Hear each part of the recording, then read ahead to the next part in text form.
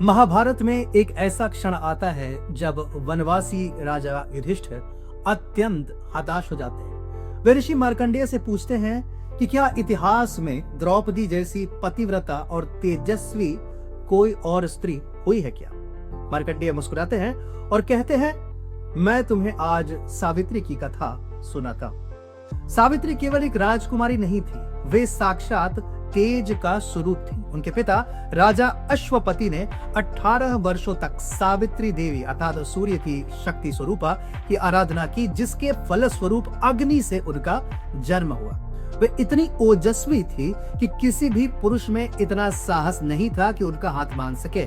इसलिए उनके पिता ने परंपरा से हटकर स्वयं अपनी पुत्री से कहा कि पुत्री जाओ और अपना वर स्वयं ढूंढो जो तुम्हारे योग्य हो। और उन्होंने ऐसा ही किया। एक तपोवन में उन्हें सत्यवान मिले। सत्यवान एक राजकुमार तो थे, परंतु उनके नेत्रहीन पिता राजा द्युमत्सेन का राज्य शत्रुओं ने हड़प लिया था। वे घोर निर्धनता से वन की भूमि पर शयन करते थे, किंतु सावित्री ने सत्यवान के गुणों को देखा और उनके हृदय में ये निर्णय ले लिया। वे अपने निर्णय के साथ राजमहल लौटी। वहां पर देवर्षि नारद उपस्थित थे और वे अत्यंत गंभीर थे। नारद ने कहा, अनंत हो गया। अज्ञानतावश सावित्री भारी भूल कर बैठी। पिता ने पूछा कि क्या वह वर गुणवान नहीं है, क्या वह वर वीर नहीं है? तो नारद ने कहा कि सत्यवान सर्व गुण संपन्न है। वह पृथ्वी की तरह सत्यवादी और सूर्य के तरह तेजस्वी है, किंतु उसमें एक ही दोष है। आज से ठीक 1 वर्ष के पश्चात सत्यवान की मृत्यु निश्चित। पिता ने सावित्री से विनती की कि पुत्री पुनः विचार कर लो, एक मृत प्राय व्यक्ति से विवाह मत करो। किंतु सावित्री ने उत्तर दिया कि मृत्यु एक ही बार आती है, पैतृक संपत्ति का विभाजन एक ही बार होता है और कन्यादान भी एक ही बार होता है। चाहे अब उनकी आयु अल्प हो या दीर्घ, मैंने उन्हें ही अपने पति के रूप में स्वीकार कर लिया है। मैं अपना निर्णय नहीं बदलूंगी। विवाह संपन्न हुआ। जब सब उत्सव मना रहे थे तो सावित्री मन ही मन समय की गणना कर रही। वे वन में गई, अपने आभूषण त्याग दिए और नेत्रहीन सास ससुर की सेवा में लीन हो गई। वे एक आदर्श पत्नी थी, किंतु दिदराग नारद के वे शब्द उनके मन में गूंजते रहते थे।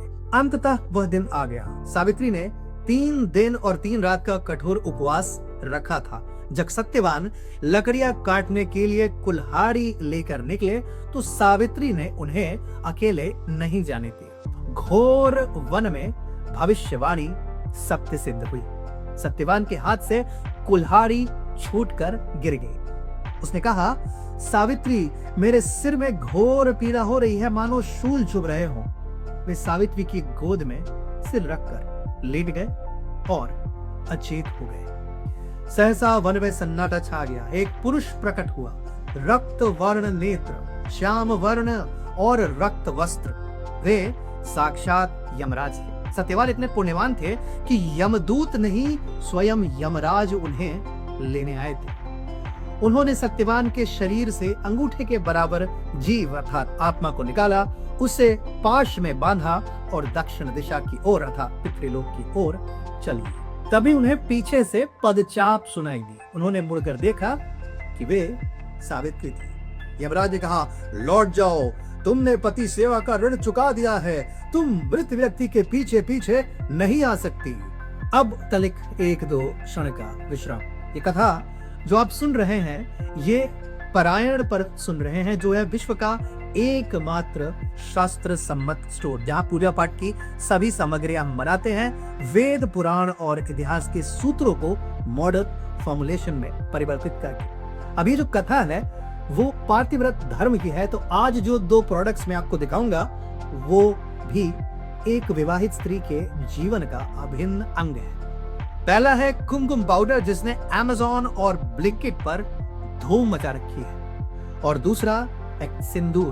दोनों ही हल्दी से बने हैं, तनिक भी मिलावट नहीं है और बाजारू कुमकुम और सिंदूर की तरह इसमें भर भर के मरकरी अर्थात पारा भी नहीं है। चलिए अब पुनः लौटते हैं कथा। सावित्री पीछे नहीं हटी। उन्होंने कहा, जहां मेरे पति जाएंगे वहीं मैं भी जाऊंगी, यही सनातन धर्म है। हे धनराज, ज्ञानी कहते हैं कि 7 पग साथ चलने से मित्रता हो जाती है, तो अब तो हम दोनों की मित्रता हो गई है, अतः आपको मेरी बात सुननी ही होगी। फिर सावित्री ने धर्म की चर्चा की कि कैसे सत्पुरुष अपने शत्रुओं पर भी दया करते हैं और वास्तविक पुण्य शक्ति में नहीं है बल्कि करुणा में है। यमराज प्रभावित हुए। उन्होंने कहा, तुम्हारे वचन प्यासे के लिए जल के समान है। सत्यवान के प्रमाणों के अतिरिक्त तुम्हें जो भी वर मानना हो मानो। सावित्री ने कहा, मेरे श्वशुर की दृष्टि लौट आए। तथास्तु, यमराज ने कहा कि अब जाओ, परंतु सावित्री चलती रही। उन्होंने सदाचारी के कर्तव्यों का वर्णन किया।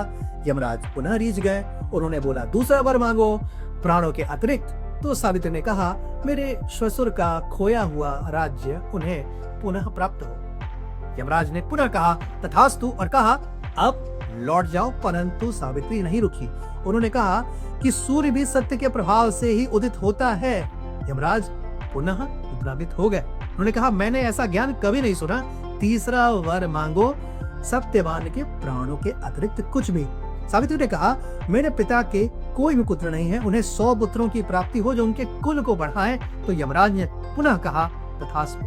अब सावित्री ने अपना अंतिम दांव खेल दिया। उन्होंने यमराज के न्यायप्रियता की स्तुति की। यमराज ने पूर्णतः वशीभूत होकर कहा, ठीक है, एक अंतिम वर और मांगो, पर इसके पश्चात तुम्हें लौटना ही होगा। सावित्री ने कहा, मुझे सत्यवान से 100 तेजस्वी पुत्र प्राप्त हो। यमराज ने शीघ्रता में कह दिया, तथास्तु, तुम 100 पुत्रों की माता बनोगी। सावित्री रुक गई। उन्होंने मुस्कुराते हुए कहा कि हे प्रभु, आपने मुझे मेरे पति अर्थात सत्यवान से 100 पुत्रों का वरदान दिया है, किंतु आप तो मेरे पति को ही लिए जा रहे हैं। देवता का वचन मिथ्या कदापि नहीं हो सकता।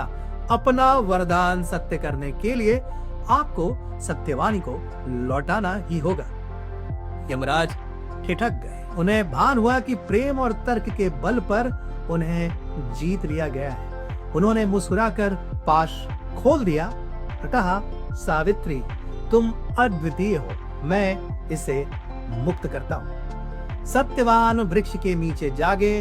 उन्हें लगा कि वे संभवतः गहरी नींद में थे। वे आश्रम लौटे जहां राजा की दृष्टि और राज्य दोनों लौट आए थे।